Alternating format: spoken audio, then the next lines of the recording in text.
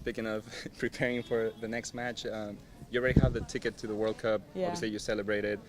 Not the best conditions to play a game on, but you still need to win the title because at the end of the day, you guys are all about winning. Yeah, for sure. Obviously, our number one goal was to come here and qualify and make sure that we punched our ticket to France for next year.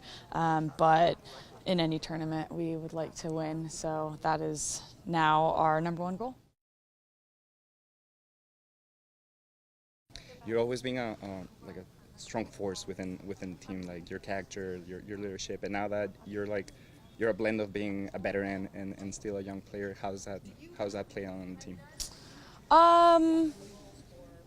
I think I can connect to the younger players. Obviously, all of us veterans can give them the advice and kind of the tips and put the arm around the shoulder and make sure that they're getting the support they need, but also the guidance too. But at the same time, I like to have fun and I enjoy my time with this team.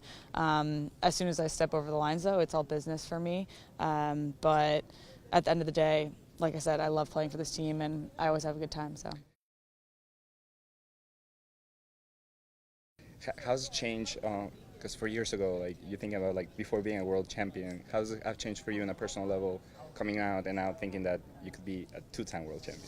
Yeah, actually, one of my friends texted me, Jill Lloyd, and she was like, you know, you qualify, that's awesome, now go do it back to back, win again. So it's pretty cool to think about the possibility of that happening. Obviously, when we won in 2015, my mind already went to 2019 of could we do it again, can we repeat? So that's now the goal, and it would be a pretty awesome thing to add to the resume and have this team do. And now that you're a veteran player, this is something I've been asking everybody. 4 years ago, we talked to Jill, we talked to Hope, we talked to Carly, and they talked about the DNA of this team. Mm-hmm. And obviously, you being a veteran, you were part of that conversation. How you felt like the DNA has been passed on to the new generation?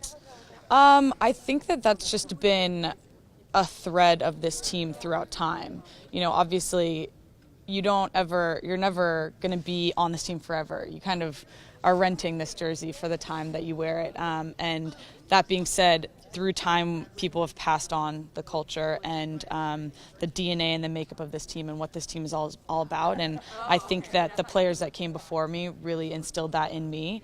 And now it's about us veterans making sure that we instill that in the younger generation. And I do think that they already embody what this team is about. And I think that it'll just continue to get passed down through the generations, I guess.